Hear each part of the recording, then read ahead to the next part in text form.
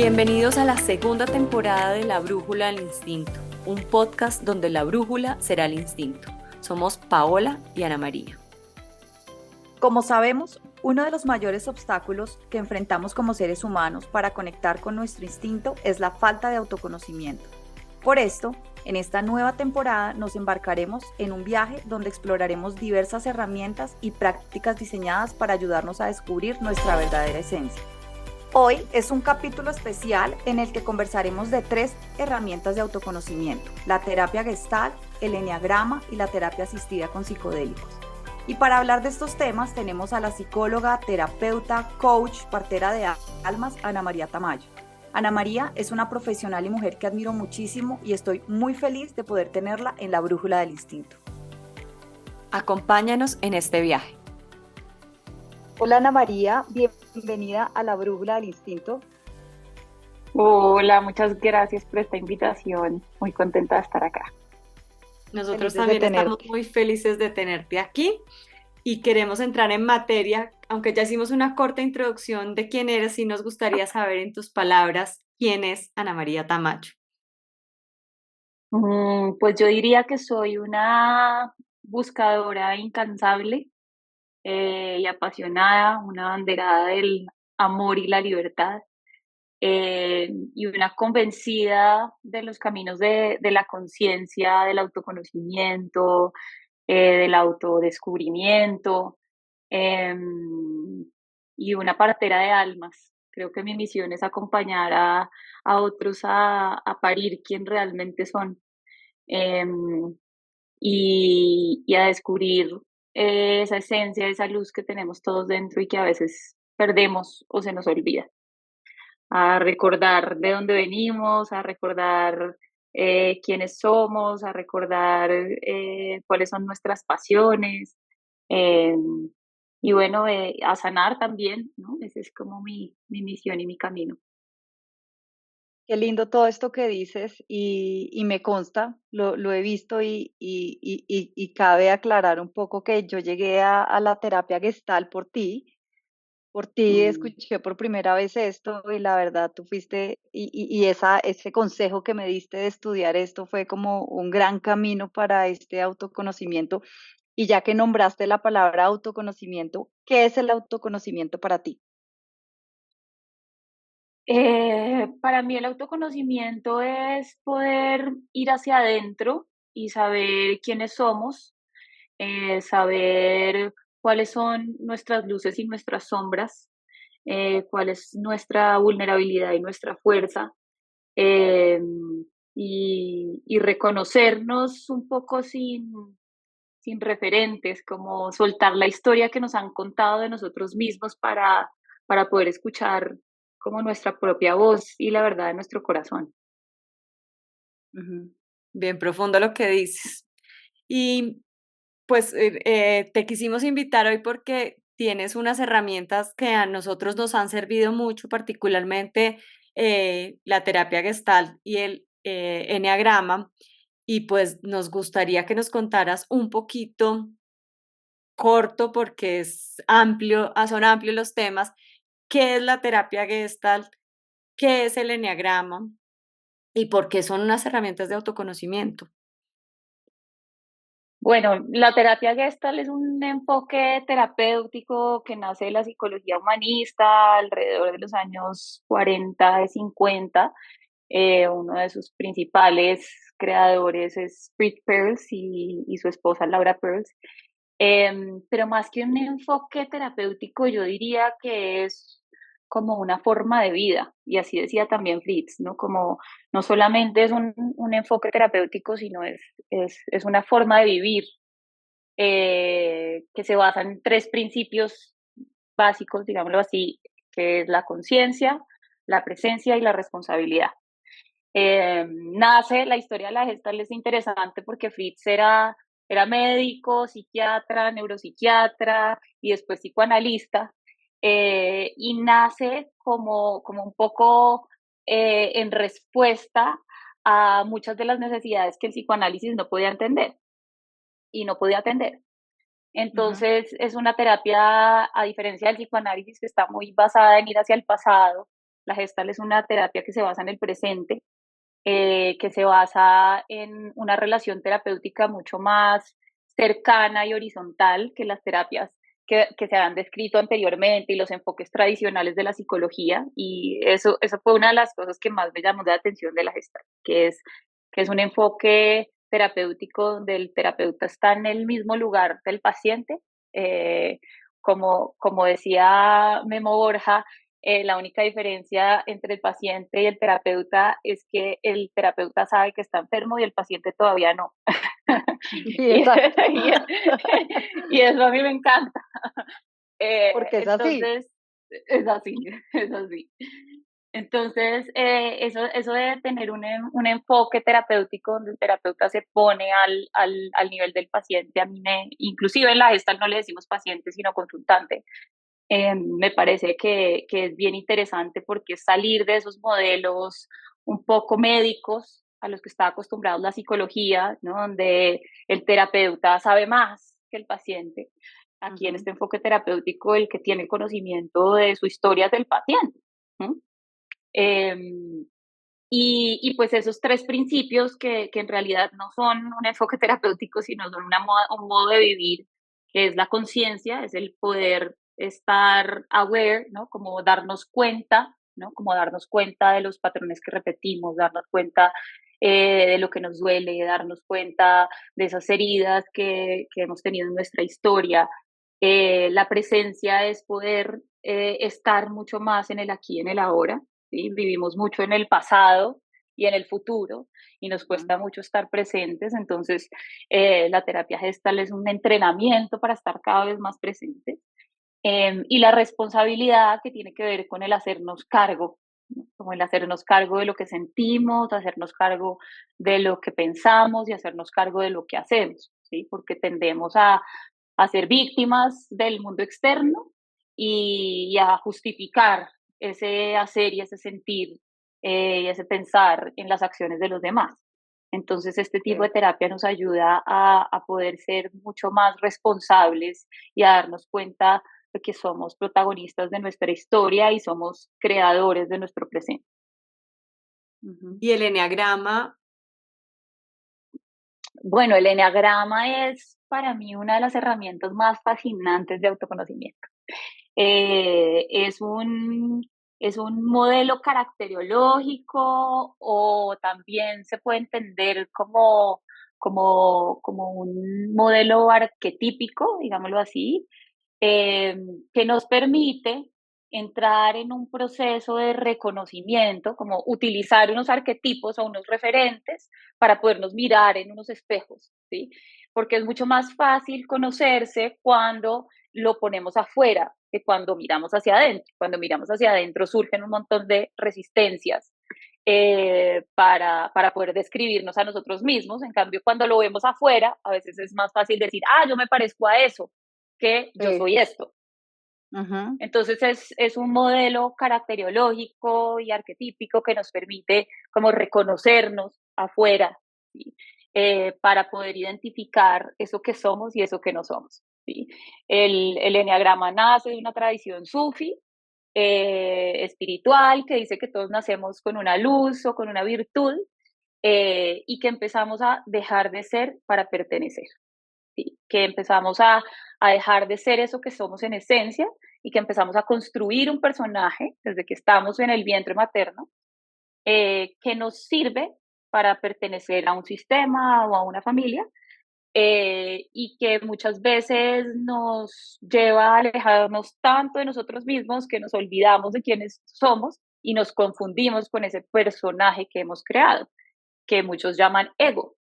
Entonces, desde el enfoque del enneagrama, el ego no es ni bueno ni malo, nos ha servido, ¿no? Y nos ha salvado la vida, Ujú. eh, pero hay que verlo para que este personaje no nos posea, ¿no? Sino que Nos nosotros coma. podamos, exacto, sino que nosotros podamos como adueñarnos de él y lo podamos poner al servicio nuestro, ¿sí? Para mí es una de las herramientas pues, más fascinantes de autoconocimiento porque es compleja, porque es profunda, porque es una búsqueda. Claudio Naranjo, que estudió tanto el eneagrama y que trabajó tanto en esto, no era muy amigo del diagnóstico del eneagrama, es decir, como que el terapeuta te diga qué eneatipo eres, sino, sino más bien de que tú hagas un camino para descubrir ese personaje. Y eso a mí me Mm. parece que es muy diferente a muchos modelos caracterológicos o de personalidad, donde el terapeuta tiene el poder de ponerte una etiqueta o un diagnóstico y tú no eres dueño de poderlo descubrir. ¿No? Sí, sí, qué interesante. Como sabemos, tú también trabajas con todo este tema de psicodélicos. Yo sé que tú has sido una pionera y has sido una estudiosa y has impulsado todo esto y también nos gustaría que nos contaras un poco de este tema también, de la terapia asistida con psicodélicos. Sí, ¿Qué la es terapia esto? Porque para asistida. muchos no tienen ni idea o tienen una imagen muy distorsionada porque es un tema que está de moda, de lo cual se habla mucho y siento que hay mucha distorsión. Y creo que Ujú. valdría la pena, ya que te tenemos a ti, que eres una persona súper estudiosa de este tema, que nos cuentes qué es. Bueno, la terapia asistida con psicodélicos es una manera de entrar en estados ampliados de conciencia a través de, pues como lo dice su palabra, psicodélicos o sustancias que favorecen pues el trabajo de diferentes situaciones, es decir, desde enfermedades, trastornos o condiciones psicológicas y psiquiátricas como la ansiedad, la depresión, eh, el estrés postraumático, hasta también como procesos de autoconocimiento, como lo nombrábamos ahorita, Ujú. de sanación de heridas del pasado, de búsqueda espiritual, búsqueda interior. Entonces, digamos que los psicodélicos en la terapia son una herramienta que permite ir a lugares mucho más profundos, en mi opinión, de los que uno puede llegar en la terapia pues, tradicional o de consultorio, eh, porque ayuda como a bajar esas barreras entre el consciente y el inconsciente y permite como llegar a esos lugares donde a veces no es tan fácil llegar a través de otro tipo de terapias. Eh, Se debe hacer, y yo pues en esto como soy muy insistente, se debe hacer de una manera acompañada por profesionales que tengan entrenamiento en esto y experiencia personal en esto, no solamente como el entrenamiento terapéutico, sino que también hayan tenido experiencias profundas y conocimiento de las sustancias que se manejan. Súper Ujú. importante recalcar eso que estás diciendo, porque como decía Pau, estamos en la moda de los psicodélicos. Ujú. Mm. Sí, así es, así es. Y muchos de los estudiosos de los psicodélicos y de los investigadores de los psicodélicos, pues hacen referencia como que estamos en un renacimiento de los psicodélicos y en una manera, o sea, que estamos listos para relacionarnos de una manera distinta con estas sustancias, porque antes los usábamos para escapar, ¿no? Y por eso Sí. se usaban tanto a nivel recreativo, porque era una manera también como de escapar del dolor, de escapar de la realidad, pero hoy en día los podemos usar para encontrarnos, ¿no? Para encontrarnos Sí. con nosotros mismos, para encontrarnos con nuestro dolor, pero también para encontrarnos con nuestra luz y con el amor que somos. Qué lindo esto que dices de que lo se usaba para escapar, ¿no? Porque pues antes se usaba para escapar, hoy en día todavía se usa para escapar, pero hay un poco entrando en la gestal, es como todo tiene su luz y su sombra, ¿no? Su bueno y su, o sea, Ujú, ayudó para escapar, pero también usado de buena manera, acompañado responsablemente, ¿cómo puede ser esa luz que te ayuda a ujú. encontrarte y a encontrar pues ese camino? Y de paso también, como es lo que es este podcast, es también conectar un poco con ese instinto, toda esa sabiduría interna. De acuerdo, y pues hoy en día también lo que tenemos es como el apoyo de la ciencia, ¿no? Y de las investigaciones y de los estudios, pues que ya llevan varios años haciéndose, pero que no habían salido de manera tan contundente a la luz, eh, pues relacionados con el poder de estas sustancias para manejar temas de depresión, adicciones, dolor crónico, eh, estrés postraumático, pues está este gran estudio que se hizo en Estados Unidos, que se está haciendo, que ya está en fase 3, con veteranos de guerra, Ujú. usando MDMA a nivel terapéutico, y ha tenido unos resultados impresionantes. Entonces, pues creo que es como la oportunidad también de unir ciencia y espiritualidad y poder tener un soporte y una metodología y unos lineamientos y unos acuerdos claros que permitan utilizar estas sustancias pues de manera responsable y segura. Ujú. Ana María, ¿y dónde convergen estas tres cosas que estamos hablando? Terapia gestal, eneagrama y terapia asistida con psicodélicos. En tu modo de ver y hablando de todo este camino de autoconocimiento, o para ti que utilizas estas herramientas, ¿dónde convergen? Mm, Pues además de lo que decimos del autoconocimiento, yo diría que una palabra que las puede unir a las tres es la libertad. Yo creo Mm, que la gesta, el eneagrama y los psicodélicos, en últimas, ¿no? Lo que pretenden es que seamos más libres, ¿sí? Que seamos más sí. libres del pasado, que seamos más libres de las heridas, que seamos más libres de nosotros mismos, ¿no? Como de esos Ujú. condicionamientos que han sido impuestos, que seamos más libres de un sistema que nos impone maneras de ser, de actuar, de relacionarnos. Y yo creo que en general, pues eso es lo que hacen este tipo de terapias y este tipo de herramientas, como acercarnos un poquito más a la libertad. Y la una se apoya a la otra porque, pues, no es responsable un proceso con psicodélicos si no tienes apoyo psicoterapéutico, y pienso que la Gestalt se apoya también, o se volvieron muy, amigas, hermanas, no sé cómo poderlo llamar en el eneagrama, con el eneagrama. Ujú.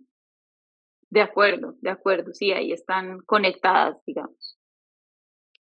Me queda una duda importante, y es cómo una psicóloga de formación de escuela de psicólogos llega a estas terapias nuevas, pues no tan nuevas, pero sí algo revolucionarias de pronto, porque también me he encontrado con muchos terapeutas que uno les dice, no, es que yo voy a un gestaltista o hago terapia con un gestaltista, y entonces lo miran a uno como rayado y todo. Entonces me gustaría Ujú. saber cómo llegaste aquí.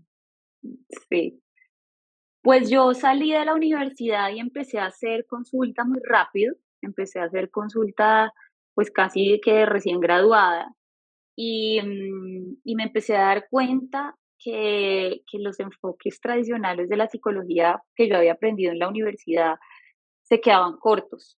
O sea, para mí era como una mirada limitada. Yo me sentía como de esos caballitos que les ponen como un, un tapaojos del lado y solo pueden mirar hacia el frente. Yo me sentía así, ¿sí? Sí. Em, y empecé una búsqueda primero por lo personal. Yo le digo a mis consultantes que yo no hay nada que haga con ellos que no haya pasado antes por mí. O sea, no hay nada en lo que yo me haya formado que no me haya servido antes a mí como paciente. ¿Sí? Sí. Entonces, en esa búsqueda como personal para ampliar, digamos, mi terapia propia y poder como adquirir mayores herramientas también para poner al servicio de otros, empecé como a buscar y llegué a transformación humana. Y ahí encontré un lugar donde poder ampliar mi mente, mi conocimiento, mi experiencia, donde poder empezar por mí, y eso es, para mí es fundamental en las formaciones para terapeutas, que eso no pasa en los pregrados, que muchas veces no pasa ni siquiera en los pregrados de enfoques terapéuticos tradicionales, eh, y es empezar por un trabajo personal muy profundo, ¿sí? Entonces así llegué a través de mi trabajo personal y ahí empecé como a adquirir herramientas y a formarme en sí, en herramientas que adquirían mucho sentido para mí. sea, que en mi proceso personal me habían servido tanto, ¿no? Como el eneagrama, las constelaciones familiares, la psicomagia, el psicotarot, ¿no? Como herramientas que realmente tenían sentido para mí porque me habían ayudado a llegar a puntos donde yo no había llegado antes, después de muchos Los años de puntos terapia, ciegos, porque ¿no? sí, exacto, exacto. Y yo había hecho mucha terapia con enfoques psicodinámicos, sistémicos, y no había logrado llegar a los puntos que estas herramientas alternativas me llevaron. ¿No? Como decías Entonces, que pues, también es técnicas de liberación o terapias de sí, liberación, pues también fue liberarse un poco de la estructura académica de la psicología. total, total. Yo me acuerdo que el día que yo me gradué de transformación humana, les dije, yo vine aquí a hacerme más psicóloga y me hice menos psicóloga y más humana. Sí, porque fue como dejar morir a la psicóloga y salir como de todas esas, como yo estuve, estructuras y de muchas condicionamientos y creencias que me llevaban a alejarme mucho de mis consultantes y de mí misma. Entonces, para mí, este tipo de terapia me hizo mucho más humana y yo creo que eso sirve más que una estructura Rígida. académica, rígida, sí, sí, Qué lindo este camino que tú has hecho y qué lindo verlo, pues tú como la terapeuta que pues alumbras el camino de otros, ¿no? Porque al final cada uno hace su trabajo, pero tú estás ahí también ayudando porque como tú dices, tú ya pasaste por ahí, ¿no? Un poco como nos decían también en la escuela, uno no puede ayudar a otros a pasar por donde uno no ha pasado. Entonces ujú, es un poco esto. Y es muy lindo, pero digamos para estas personas que nos están oyendo, que no son terapeutas, o algunos sí, pero especialmente para estas personas que están y que han seguido el podcast y que dicen, oiga, yo quiero conectar con mi instinto, yo quisiera hacer algo y por eso es que estamos como explicando y esta explicación que tú has hecho ha sido buenísima. ¿Qué consejo darías o cómo les dirías que arranquen? Porque hay veces la gente no sabe, ¿no? Y está buscando como, oiga, quiero arrancar un camino de autoconocimiento, quiero empezar con alguna herramienta, pero tienen toda esta variedad, porque ahora hay una variedad de lo tradicional y tú tienes todo, tienes todas las formaciones. ¿Qué le recomiendas? Porque también creo que no todo es para todo el mundo. ¿M? ujú, sí, ¿Cuál sí. sería como tu luz para estas personas que quieren como arrancar este camino y que de pronto no han hecho nada o de pronto han hecho algo, pero no les ha resultado mucho? ¿Qué les dirías? Pues yo les diría que empiecen por escuchar como las señales. Yo creo mucho en que la vida le va presentando a uno en un café al que está hablando de la terapia y fue a tal terapia y a uno le llamó la atención porque le sirvió y entonces te lo recomendó y que empiecen por algo, ¿no? Como yo creo que este es un camino de búsqueda en el que a veces uno como que se aleja del camino y después lo encuentra.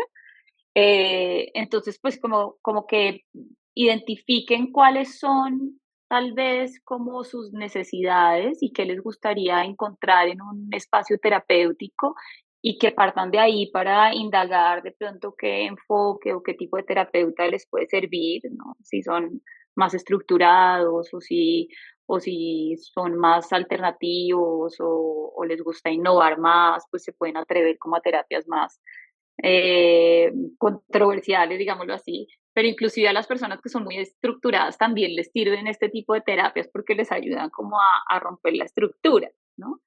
Eh, yo diría que Me es más consta como... eso porque cuando arranqué este camino, yo creo que tú me dijiste esto y es como, yo creo, porque me parecía como que yo veía eso todo como muy loco, como muy desestructurado, y justamente Sí, eso fue lo que tú me dijiste, Paola, eso es lo que necesitas para romper la sí, estructura, porque a mí me sobraba estructura, y sí. realmente fue así, porque hay veces uno Mm, creyendo que es muy estructurado, que es muy rígido, eso necesita seguir ahí, y precisamente lo que necesitas es todo lo contrario, y eso fue lo que me ayudó a mí para conocer ujú. una gran parte de mí misma que no tenía ni idea que existía o que estaba reprimida. Entonces me parece muy valioso eso que dices y Creo que esa es una gran luz que le estás dando ahorita a la gente que nos está oyendo. Hay veces de lo que uno le sobra, lo que más necesita es esto otro, ¿no? Sí, sí, de acuerdo, de acuerdo. Pero lo que dices tú, hay muchos caminos para llegar adentro. ¿Sí? Hace poquito tuve un cura, que no es muy común, en una de mis sesiones terapéuticas. Y, y fue tan bonito, pues primero porque fue como retador para mí, ¿no? Por todos los Claro. prejuicios que puedo tener de lo que espera un cura o de cuáles son, digamos, sus expectativas o sus juicios acerca de este tipo de terapias, pues tan alternativas. Y al final de la sesión se acercó y me dijo, Ana María, yo creo que hay muchas maneras de llegar a Dios y esta es una de esas. Y gracias por hacer lo Wow, que haces. Y yo, o sea, a mí se me escurrieron las lágrimas y yo le dije, no, fue un honor tenerte aquí, me reconcilias con la religión. O sea, fue así como una integración, ¿no? Como de caminos, que es tan increíble. bonito, ¿no? Porque, y pues claro, seguramente él si va a preguntar en su contexto, pues nadie le va a recomendar este tipo de terapias, pero él escuchó a una amiga que le había servido esta terapia y siguió su corazón y llegó allá y fue maravilloso, ¿sí? Fue Qué maravilloso y lindo, fue un gran aprendizaje para mí y yo creo que fue una gran experiencia para él. qué lindo, qué lindo. Ana Mm. María, ahora que nombras esa experiencia con el curita, ¿se te han presentado más personas con resistencia o comentarios con resistencia y escepticismo a estas terapias? Sí, todos, pues como hay muchas críticas, hay mucho escepticismo, ¿no? Como hay muchos prejuicios de que las terapias alternativas son esoterismo y brujería y bueno, ¿no? Sí, Como hay mucho de eso. Eh, yo también creo que yo no necesito como convencer, o sea, como yo cuando sale la gente muy, cuando sale la gente muy, como digamos, entusiasmada, ¿no? De las sesiones, de los talleres o de los retiros, como a ir a convencer a toda la familia que tienen que ir a hacer retiro, yo les digo, calma, calma, hagan una invitación, cuenten su proceso, pero no convenzan a nadie ni fuercen a nadie de meterse en este camino sí. porque eso no funciona, eso no funciona. Entonces yo simplemente hago invitaciones, yo hablo de mi experiencia, yo cuento situaciones, casos o experiencias propias de lo que me ha servido a mí. Y si eso invita a alguien a venir y a experimentarlo por su cuenta, maravilloso. Y si sigue otro camino, maravilloso también. Yo respeto un montón, pues como los caminos de las personas, los diferentes enfoques terapéuticos y creo que cada uno tiene sus pros y sus ganancias, entonces no me gusta como entrar en esas luchas de convencer y de si recibo juicios, críticas o pues los dejo que piensen lo que quieran pensar. Y confiar en que el Pues que sí, llega, llega porque tenía que llegar y el que se va porque se tenía que ir. Total, totalmente, totalmente. Sí, me surge una en eso duda creo.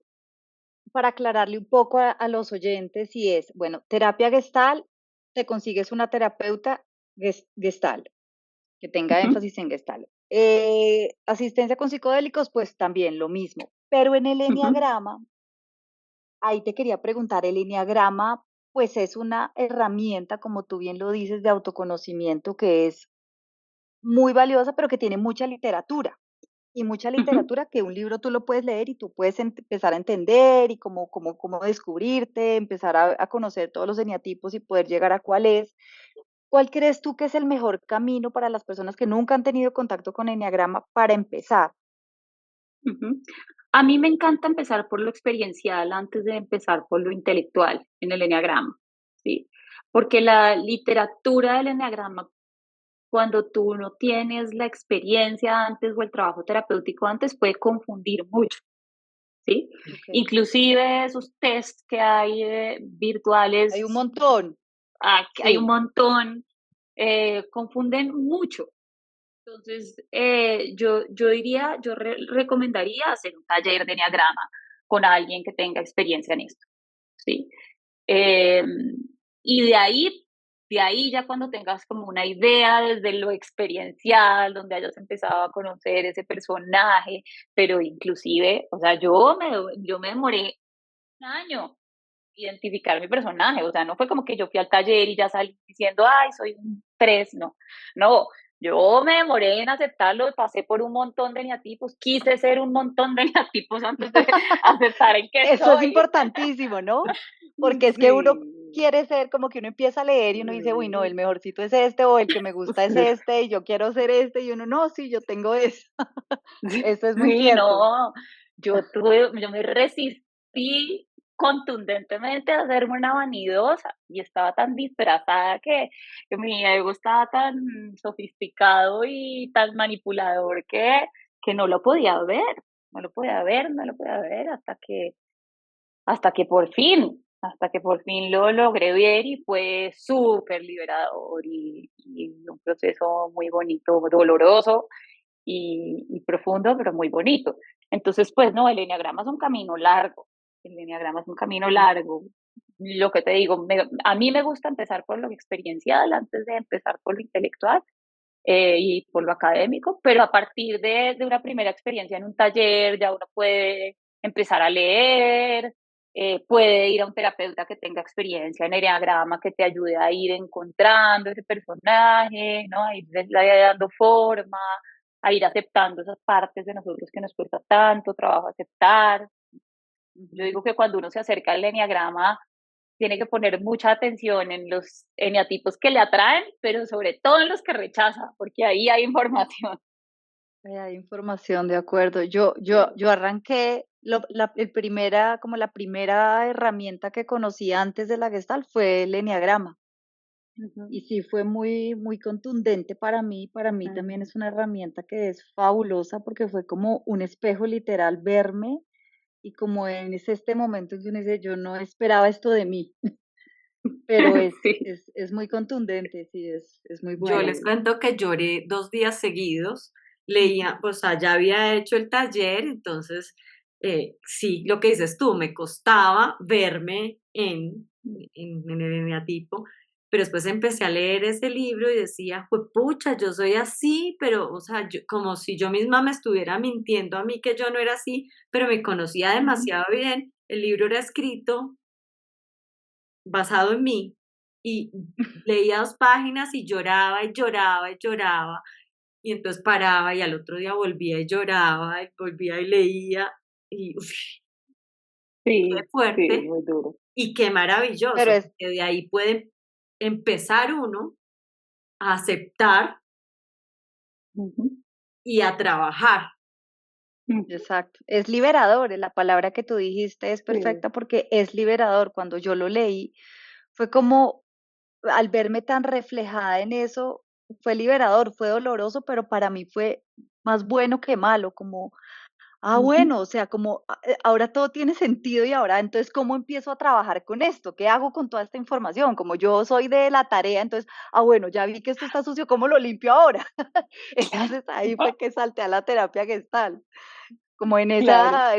ese carácter mío de querer como, bueno, ahora vamos a mejorar esto porque acá hay mucho por mejorar. Entonces, sí, está muy buena Sí. esa Sabes, herramienta. Pau, que ahora que lo dices, sí es muy liberador y lo que yo sentí fue que ya no me tenía que esforzar en ser otra persona, porque ya de verdad Ujú, me estaban diciendo cómo soy y todo el mundo sabía cómo sí. era yo, entonces ya lo que me quedaba era desde la autenticidad y ir desnudo, Ujú. porque ya estaba todo dicho. Entonces sí, sí, muy liberador. La energía que estaba gastando en construir otro personaje, ya la podía hacer, utilizar en ir en mi camino.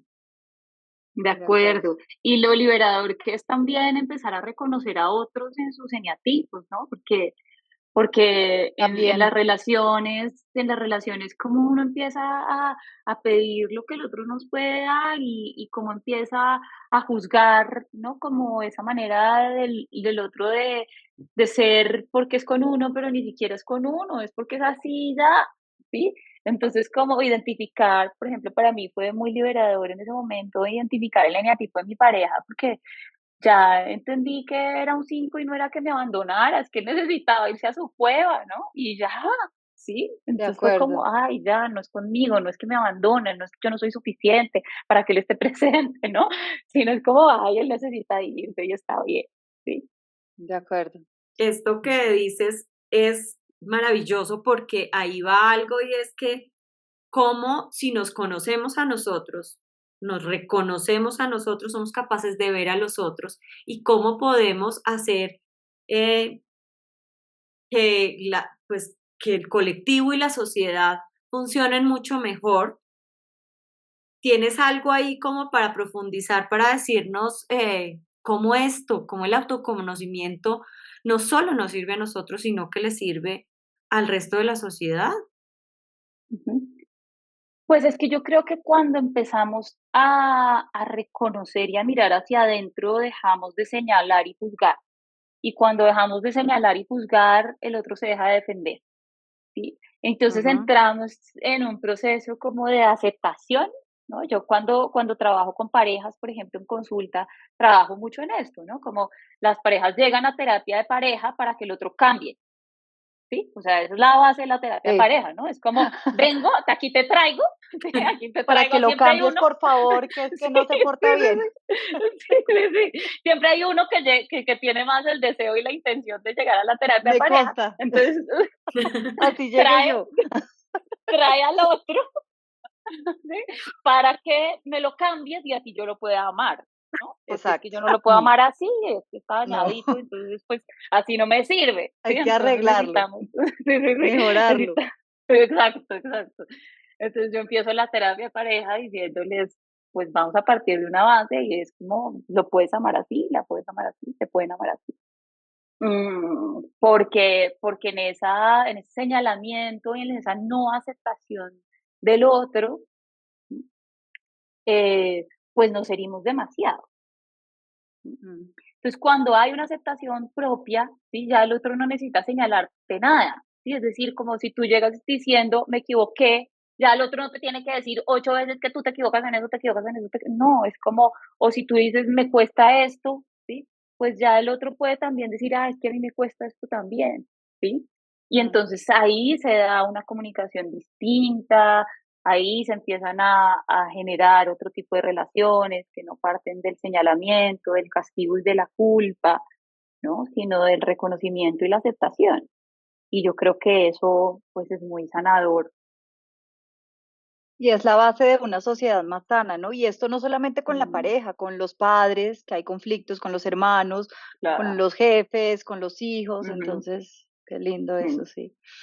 ¿Qué papel crees que desempeña la conexión instintiva en todo este proceso de autoconocimiento y sanación? El instinto, ¿qué rol juega ahí para ti? Mm. Eh, pues yo diría que el instinto es lo que más nos han enseñado a callar, ¿sí? Yo siento que vivimos en un sistema que nos ha entrenado para callar el instinto, para callar la intuición, ¿no? Para callar como ese lado no racional, ¿no? Y nos ha entrenado para desarrollar el racional. ¿Sí? Ujú. Afortunadamente la educación cada vez está cambiando más, pero creo que venimos de un sistema educativo y de un sistema social que nos ha forzado a callar mucho el instinto. ¿Sí? Entonces yo diría que este camino de autoconocimiento es un camino a escuchar otra vez el instinto, ¿sí? A escuchar otra vez esa voz mm, más interna, más primitiva, a conectar cada vez más con la voz del corazón, con la intuición, eh, con esa energía femenina. Porque hemos privilegiado mucho la energía masculina, ¿no? La razón, el intelecto, el éxito, los resultados, eh, y hemos callado mucho esa energía femenina que es la voz del corazón. que es ese instinto, esa sensibilidad, esa capacidad de sentir. Em, entonces, sí, eso es lo que creo que ayuda al autoconocimiento, como a poder integrar esas dos partes. ¿Sí? No hay nada de malo en la razón y en el intelecto, pero si está desconectado, ¿no? Como de ese lugar más instintivo, más sensible, eh, pues está cojo, ¿sí? Claro. Andamos cojos. Y esto aplica para hombres y mujeres, ¿o no? Total, todos tenemos una energía femenina y una energía masculina y, y a veces estamos más conectados con una o con la otra, siendo hombres o mujeres. eh, y pues sobre todo vivimos en unas sociedades que han privilegiado mucho la energía masculina y que nos han invitado como a renunciar o a dejar de lado la energía femenina, ¿sí?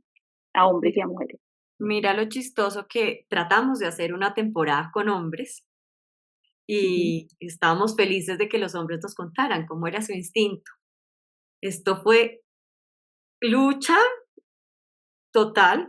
Tuvimos dos Súper difícil. invitados maravillosos, dos podcasts muy ujú. buenos, pero aunque conocíamos historias maravillosas, no se atrevían a contarnos y compagina mucho con esto de lo que dices de la Mm, energía femenina y la relación con mm, el instinto.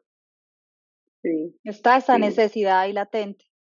Ujú, de acuerdo, de acuerdo. Parte del Mm, trabajo, pues, que hemos hablado Pau y yo, nosotras trabajamos con mujeres también, entonces también de pronto que este podcast ayude también a conectar a los hombres que nos escuchan eh, ujú.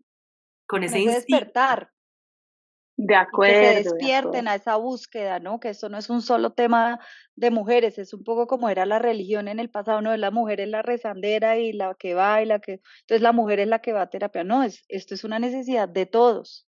Ujú, sí. Sí, yo creo que cada vez más, pero sí, sí nos falta mucho. Yo también un poco en esa inquietud de sanar la energía femenina, creé con Ángela Gómez, mi socia, un taller para mujeres que se llama Sofía. Es un retiro terapéutico eh, en la Sierra Nevada de Santa Marta, que pretende sanar la energía femenina primero en las mujeres, pero ha sido súper bonito porque hay muchos hombres que nos lo han pedido. Es como yo, ¿por Mm, qué no puedo ir? Y a mí me gustaría trabajar en eso. Entonces, pues ahí estamos cocinando la versión de Sofía para hombres, súper chévere. porque sí nos hace falta reconectar con esa energía. Yo lo que creo que pasa ahí es que nosotros hemos recibido la energía femenina y la energía masculina distorsionada, ¿sí? Sí, Entonces, por miedo a la distorsión, es decir, un femenino distorsionado es eso de lo que se habla de la debilidad, la sumisión, el dramatismo, el victimismo, ¿no? Esa es la energía femenina distorsionada, ¿sí? Pero entonces, por Sí. miedo a la energía femenina distorsionada, nos desconectamos de la energía femenina sana, ¿sí? Que es la capacidad de sentir, que es la inteligencia del corazón, que es la capacidad de contener, que es el fluir, que es el estar presente, que es el conectar, ¿sí? Que es la conexión con la abundancia, que es el tejer, que es el cosechar, ¿sí? Entonces, le tememos tanto a la energía femenina distorsionada que nos desconectamos completamente de la energía femenina. Y en el masculino también pasa un poco lo mismo, recibimos un masculino muy distorsionado, ¿no? Como la imposición, la dominación, la fuerza, la ausencia, y nos desconectamos de un masculino sano, ¿no? Que es esa capacidad de dirigirnos hacia donde queremos, que es esa Ujú. capacidad de concretar, de materializar, de hacer posible, de sostener, ¿sí?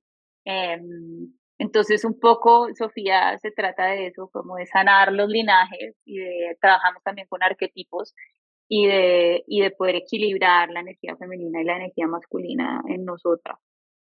Qué lindo, ya que estás hablando como de estos retiros y del trabajo que tú haces, ¿dónde las personas que te oyen y te quieren buscar, dónde te pueden encontrar? ¿Haces terapia uno a uno o es con los retiros? ¿Dónde te pueden buscar si tienes redes? Por favor, cuéntanos esta parte. Vale. Yo hago terapia individual y de pareja, tengo un consultorio en Bogotá y me pueden encontrar a través de mi Instagram, que es Ana María Tamayo G.